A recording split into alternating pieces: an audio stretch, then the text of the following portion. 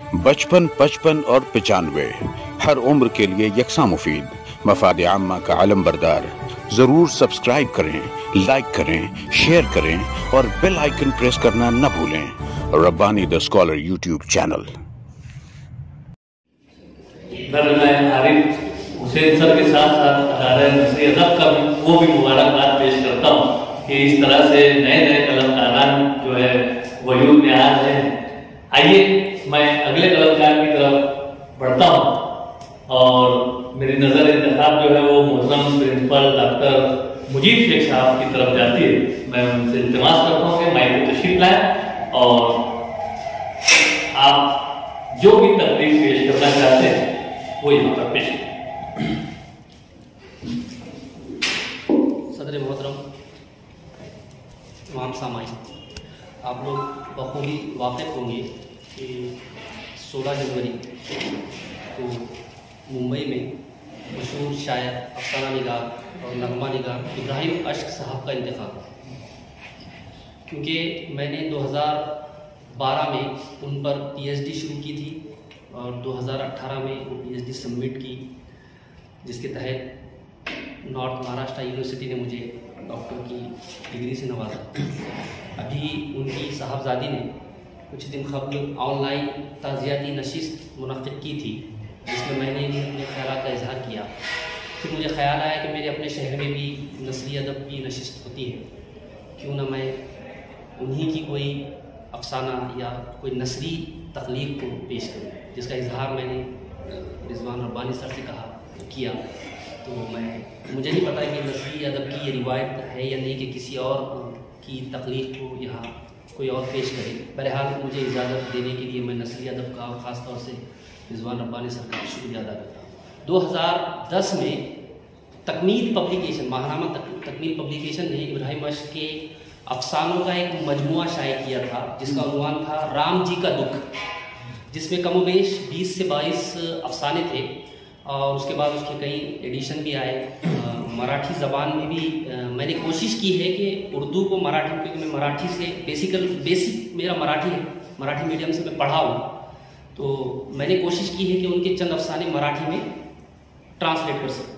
कुछ हुए हैं और अभी कुछ चल रहा है। तो बहरहाल उन्हीं के अफसाने का उन्वान है राम जी का दुख। ये मैं आपके सामने पेश कर रहा हूँ और साथ ही साथ अल्लाह से दुआ गो हूँ कि अल्लाह मरहूम को बेहतरीन अजर अता फरमाए। दौरान PhD मेरा अक्सर जब उनसे मिलना होता था, उनके घर जाना होता था, तो मैं उनके अहल खाना से भी मुतारुफ हुआ और वो लोग भी मुझसे जानते हैं। तो 2-3 ताज़ियाती नशिस्त में मैंने अपने ख़यालात का इजहार किया और आपके सामने उसी जो उनके अफसाने का मजमूए का उन्वान था राम जी का दुख, एक अफसाना भी उसमें उन्होंने राम जी के दुख के नाम से ही जो है तो तहरीर किया है। उन्वान है राम जी का दुख। सदियों तक स्वर्ग में रहते रहते रामचंद्र जी का मन उकताने लगा। उन्होंने अपने सेवक बजरंग बली को आदेश दिया, हमारे लिए फौरन रथ का बंदोबस्त करो, हम मृत्युलोक की यात्रा पर जाएंगे। बजरंग बली ने हाथ जोड़कर कहा, जो आज्ञा भगवान, और रथ का प्रबंध करने चले गए। कुछ ही देर में एक रथ लेकर बजरंग बली रामचंद्र जी की सेवा में उपस्थित हुए। किसी तरह सीता जी को इसकी भनक लग गई और वो भी दौड़ी दौड़ी रामचंद्र जी के पास आ गई और मृत्युलोक की सैर करने के लिए इनके साथ जाने की जिद करने लगी। उन्हें बड़े प्यार से रामचंद्र जी ने समझाया और कहा, इस समय मृत्युलोक के हालात ऐसे नहीं हैं कि कोई सभ्य पुरुष अपनी पत्नी के साथ सुख शांति से वहां घूम फिर सके। गली गली में आतंक और नफरत की काली छाया मंडरा रही है। महिलाओं की इज्जत आबरू खतरे में है। ऐसे हालात में हम कोई भी खतरा मोल लेना नहीं चाहते। परिस्थितियां सामान्य होने पर हम जल्द ही आपको अपने साथ ले जाएंगे। सीता जी आम औरतों की तरह तो थी नहीं, जो अपने पति के चिंता और परेशानी का कारण बनती, लेकिन इतना तो उन्होंने भी पूछ ही लिया, क्या वहां की परिस्थितियां जंगलों से भी ज्यादा खराब है? मैंने तो आपके साथ 14 बरस बनवास जंगल और गुफाओं में बिताया था। राम जी ने उन्हें समझाते हुए कहा, वास्तव में ये कलयुग है।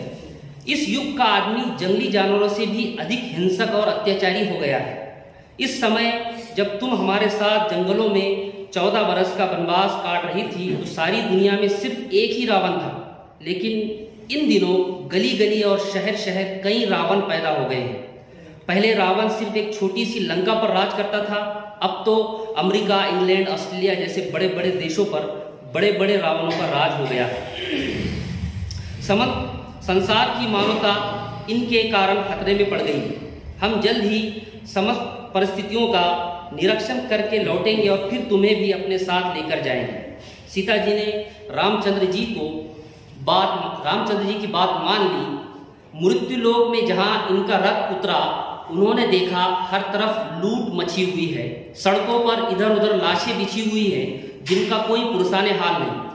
कुछ लोग माँ बहन बेटियों की इज्जत से खिलवाड़ कर रहे हैं। मासूम बच्चों को तलवारों पर उछाला और जलती हुई आग के शोलों में फेंका जा रहा है। ये सब रामचंद्र जी ने अपनी आंखों से देखा। मारे शर्म के उन्होंने दोनों हाथ अपने चेहरों पर रख लिया। इनका जी भर आया और आंखों से अश्क बहने लगे। कई सदियों के बाद उन्होंने इस तरह रोते हुए देखकर बजरंगबली भी फूट फूट कर रोने लगे। बड़ी देर के बाद दोनों के मन का गुब्बार छटा और जब वो चुप हुए तो इनके कानों में जय श्री राम के नारों का शोर गूंजने लगा। श्री रामचंद्र जी ने बजरंगबली से कहा, रथ उधर ले चलो जिधर ये शोर बुलंद हो रहा है।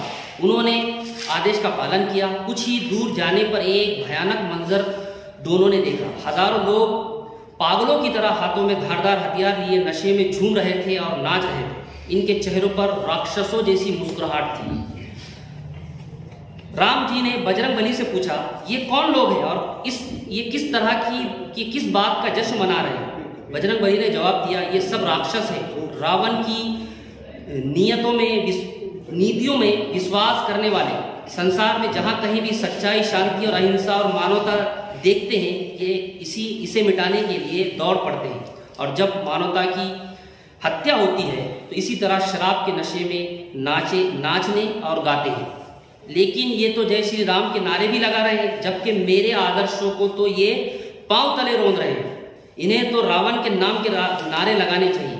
मैं अभी जाकर इन्हें कहता हूं कि इस तरह मेरे नाम को बदनाम ना करें। राम जी रथ से उतरने लगे तो बजरंगबली ने इनके पांव पकड़ लिए और विनती करने लगे, भगवान आप इनके बीच न जाए। ये नहीं जानते कि आपकी मान मर्यादा क्या है। अगर आपने अपना परिचय दिया तो ये अज्ञानी आपकी हंसी उड़ाएंगे, आपका अपमान करेंगे और एक नई मुसीबत खड़ी हो जाएगी। आपको जो भी तमाशाई दिखाई दे रहे हैं, इसे खामोशी से देखते रहे। राम जी ने अपने सेवक की बात मान ली और रथ में बैठ गए।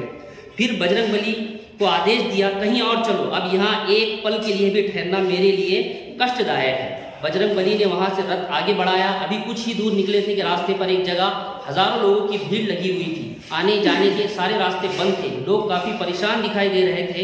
मंच पर एक आदमी पागलों की तरह जोर जोर से चिल्ला रहा था। इनके आसपास हथियारों का ढेर लगा हुआ था। ये हथियार वो आम लोगों में बांट रहा था और जय श्री राम के नारे लगा रहा था। जय श्री राम। राम जी ने इस बदहवास को देखते हुए बजरंगबली से पूछा, ये कौन पागल है और क्या तमाशा कर रहा है? बजरंगबली बताने लगे, बचपन में ये बड़े ही शांत स्वभाव का था, किसी से लड़ाई ना झगड़ा, बस अपने काम से काम रखता था और पढ़ने लिखने में मगन रहता था। होनहार विद्यार्थी था, लेकिन दुर्भाग्य से एक ऐसी संस्था के संपर्क में आ गया जो लोगों के ताल्लुक से उसके दिल में जहर भरती रही।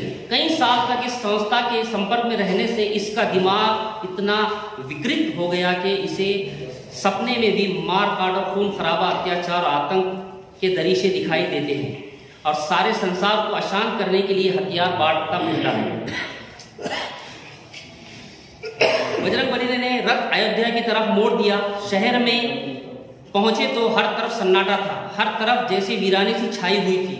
लोग जिंदा जरूर थे मगर मुर्दों की तरह चलते फिरते दिखाई देते थे। सदियों बाद उन्होंने अयोध्या को इस हाल में देखा तो इनका दिल बुझ सा गया। वो काफी दुखी हुए। अचानक इनका रथ पहुंचा जहां वर्षों पहले बाबरी मस्जिद थी और जिसे गिराकर लंबे संघर्ष के बाद वहां एक आलीशान मंदिर बनाया गया था। बजरंगबली ने रथ रोक दिया और अब वो दोनों आलीशान राम मंदिर को देख रहे थे। सबसे पहले इनकी नजरें मंदिर की बुनियाद पर पड़ी। उन्होंने देखा कि कई नर कंकाल, खोपड़ियां, मांस के लोतड़े इसमें दबे पड़े थे। खंभों और दीवारों पर नजर पड़ी तो हर तरफ खोपड़ियों और इंसानों के जिस्म के खून से रंगे नजर आए। इनके आसपास खून के रेले और बड़े बड़े धब्बे थे और इन धब्बों के पीछे दर्दनाक चीखें थी जो माहौल में बार बार गूंज उठती थी। रामचंद्र जी ने बजरंगबली की तरफ मानाखेज नजरों से देखा और धीरे से पूछा, क्या राम मंदिर ऐसा होता है? बजरंगबली जो मानव खोपड़ियों और नरकंकाल, खून के धब्बों और बेगुनाहों की चीखों से बनता है? बजरंगबली ने हाथ जोड़कर जवाब दिया, नहीं भगवान, राम मंदिर तो मर्यादा पुरुषोत्तम के आदर्शों, श्रद्धा और सद्भावना और विश्वास के फूलों से, मानव की खुशबू से बनता है, जिसमें आत्मा की सुंदरता और परमात्मा का वास होता है। रामचंद्र जी बोले, तो फिर हमें यहाँ से दूर ले चलो, दूर, बहुत दूर। और बजरंगबली ने रामचंद्र जी के आदेश का पालन करते हुए रथ को दोबारा से मोड़ दिया। अब उनका रथ मृत्यु लोक से स्वर्गलोक की तरफ वापस जा रहा था। दोनों चुप और दुखी थे। ये दुख हर पल गहरा और गहरा होता जा रहा था।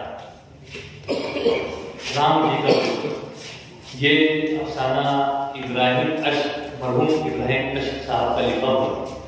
और जैसा कि प्रिंसिपल डॉक्टर मुनीर शेख साहब ने कहा कि उनको फ़ोन आया और उन्होंने कहा था कि भाई एक ताज़ियती कलमात भी अदा करने हैं मरहूम के ताल्लुक से, और बतौर खराज अक़ीदत उनका ही एक अफसाना अगर मैं पेश करूँ तो वो यही अफसाना पेश कर रहे थे। मैं समझता हूँ कि इस पर तबसरे की गुंजाइश नहीं है, बावजूद उसके अगर कुछ कहना हो तो नहीं कहना है, इसलिए कि 19 साल के नस्ल अदब की नशिस्त में कभी भी किसी भी दूसरे अफसाना नगार का अफसाना पढ़ के नहीं सुनाया गया।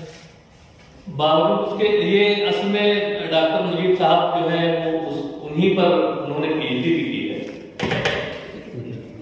ये अगर उन पर पीएचडी कर रहे हैं या कर चुके हैं तो बेहतर होता कि इसी अफसाने पर एक तनकीदी मजमून ये नसरी अदब की ये रिवायत कभी नहीं रही है। बहरहाल आपने एक अच्छा सुझाव दे दिया। हम लोग कभी मुस्तकबिल में सोचेंगे कि यहाँ पढ़ने वाले अपनी पसंद की एक कहानी या एक मजमून या एक कोई दूसरे कला के एक ऐसी नशरी की जाए जब जिसमें सब अपनी पसंद की चीजें यहाँ पेश करें। ये एक उनसे एक आइडिया मुझको मिली कि ऐसा कभी सिराज सर की तबीयत भी बराबर नहीं है। हाँ। 6 कलमकार हो चुके हैं। हाँ। मतलब है आज। हाँ। और डॉक्टर साहब तो बहुत अच्छे फनकार हैं, उसमें तो कोई दो राय है ही नहीं। हमको उनकी तख्लीकात में कम से कम दोनों का रंग देखने को मिलता रहा है, मराठी अदब भी और उर्दू से भी। इन्हें उनका एहतराम, उनकी रिस्पेक्ट है, लेकिन ये वो मौका नहीं था। मैं यही कह रहा हूँ कि वो उन्होंने रिजवान से अगर ये इजाजत ले ली थी तो ये रिजवान की लाइल्मी में ये हो गया। जी जी जी जी। रिजवान को ये चीज का इल्म नहीं था कि नसरी अदब की क्या रिवायत रही है। हमारे यहाँ हम टूटी फूटी क्यों न लिखें, अपनी तकलीफ पेश करें। और खुद बहुत अच्छे फनकार हैं तो अगर आप जी सर, हाँ, इसी के ऊपर आप एक तनकीदी मजमून अगर पेश कर देते तो वो इससे कहीं ज्यादा खूब होता और आपका एक मुकाम होता। सही बात है, एक तकलीफ में इजाफा हो जाता। आइए आज की इस नशिस्त के आखिरी कलमदार के हैसियत से मैं उस्ताद मुहतरम सिराज अब्दुल्ला साहब से दुआस करता हूँ कि मैं इसे तशरीफ लाएं और अपनी तकलीफ के बचपन 55 और 95 हर उम्र के लिए यकसा मुफीद मफाद आम्मा का आलम बरदार। जरूर सब्सक्राइब करें, लाइक करें, शेयर करें और बेल आइकन प्रेस करना न भूलें। Rabbani the scholar YouTube channel. Rabbani the scholar YouTube channel इल्मी, अदबी, दीनी, मिल्ली, समाजी, सकाफती, तहजीबी, फलाही, तिब्बी, फ़न्नी, माशी, तिजारती, माशरती, इंतज़ामी, इनकलाबी, तहरीकी, तहकीकी, तकनीकी, तफ्तीशी, तामीरी, तालीमी व मालूमाती यूट्यूब चैनल। ज़रूर सब्सक्राइब करें, लाइक करें, शेयर करें और बेल आइकन प्रेस करें। Rabbani the scholar YouTube channel.